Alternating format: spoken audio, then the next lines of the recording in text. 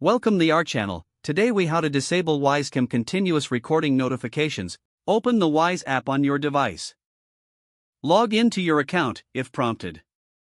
On the main screen, locate the camera you want to adjust. Tap on the camera icon to enter the live view. In the top right corner, tap on the gear icon to access settings. Scroll down and select Notifications. Find the option labeled Continuous Recording Notifications. Toggle the switch to turn off notifications. Confirm the changes if prompted. Return to the main settings menu. Repeat these steps for any other cameras as needed. Exit the app when you're finished. You have now successfully disabled continuous recording notifications on your Wyze Cam. If the page does not load, refresh the browser or try again in a private or incognito window.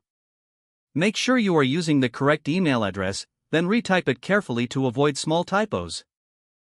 If your password is not accepted, use the reset option and create a new strong password you can remember. Check your spam folder for verification or security emails, then complete any requested confirmation steps. Enable two-factor authentication if available to improve account security and reduce unauthorized access risk. After signing in, review your profile details so your contact information and settings are accurate and current. If you see an error message, note it down and try again after restarting your device and internet connection. Log out when you finish, especially on shared devices, to keep your account and payment information secure. If the page does not load, refresh the browser or try again in a private or incognito window. Make sure you are using the correct email address, then retype it carefully to avoid small typos. If your password is not accepted, use the reset option and create a new strong password you can remember. Check your spam folder for verification or security emails, then complete any requested confirmation step. Enable two-factor authentication if available to improve account security and reduce unauthorized access risk. After signing in, review your profile details so your contact information and settings are accurate and current.